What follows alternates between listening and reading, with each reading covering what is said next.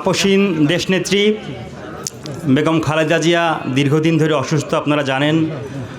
আসাদ ভাই সহ যারা আমাদের দায়িত্বশীল গুরুত্বপূর্ণ জায়গায় আছেন সবার হৃদয় দুঃখ ফারাক্রান্ত।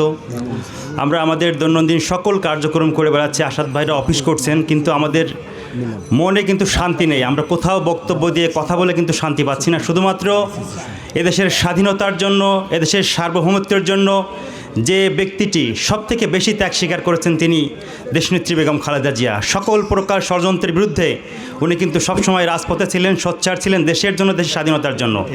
উনি এভার কেয়ার হসপিটালে আছেন, চিকিৎসাধীন অবস্থায় আছেন। আপনারা ওনার জন্য দোয়া করবেন, উনি সুস্থ হয়ে যাতে আবারও আমাদের জন্য, দেশের জন্য কাজ করতে পারেন। আমরা সকল মিলে সেই প্রত্যাশা করি। আর দুইটি তারিখে কথা বলে আমি আমার বক্তব্য শেষ করব। আপনারা কি জানেন 25 তারিখে বাংলাদেশে কি হতে যাচ্ছে? 25 ডিসেম্বর তারেক রহমান আসবে ইনশাল্লাহ। জানেন আপনারা? 17 বছর যাবৎ যে ব্যক্তিটি আপনাদের জন্য কাজ করে গেছেন, দিনরাত পরিশ্রম করে গেছেন, শুধুমাত্র লন্ডনে আপনারা দেখেছেন যে একটি ঘরে একটি চেয়ারে বসে সারা বাংলাদেশের 64 ডিস্ট্রিক্টের নেতাকর্মীদের সাথে কীভাবে তিনি কানেকশন থেকেছেন। আমরা যখনই ছাত্রদল, কেন্দ্রীয় সংসদ, যুবদল, স্বেচ্ছাসেবক দল, বিএনপি, মহিলা দল, যে অঙ্গ সংগঠনের নেতাকর্মী আছেন না কেন, আমরা চাইলেই তারেক রহমানকে রিচ করতে পারি, আমরা মেসেজ করতে পারি এবং তিনি সেই মেসেজে রিপ্লাই দেন। লন্ডনে থেকেও কিন্তু আমরা কখনো অনুভব করি নাই যে আমাদের নেতা তারেক রহমান আমাদের মাঝে নেই।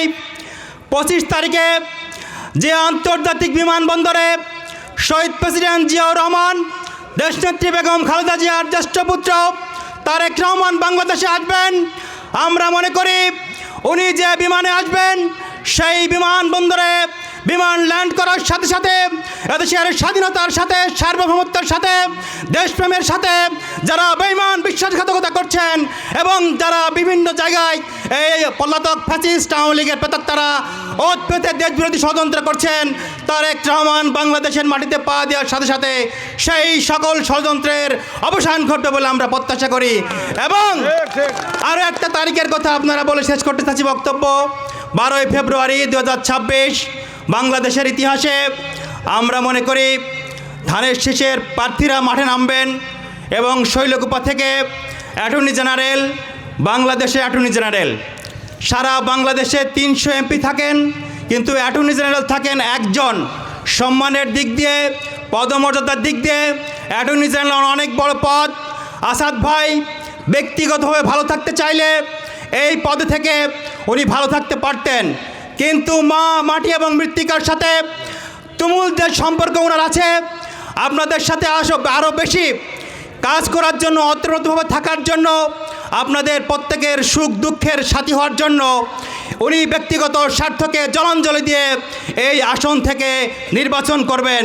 আমরা মনে করি উনি যে ব্যক্তিগত বিষয়গুলো স্বার্থের ঊর্ধ্বে উঠে আপনাদের জন্য কাজ করতে চাচ্ছেন, আপনারাও সকল ব্যক্তি স্বার্থের ঊর্ধ্বে উঠে আগামী 12 ফেব্রুয়ারি 2026 ধানের শীষে সারা বাংলাদেশের যে 300 আসন আছে, শৈলকুপা থেকে ওনাকে সব থেকে বেশি ভোট দিয়ে জয়যুক্ত করবেন, আমরা সেই প্রত্যাশা রাখছি।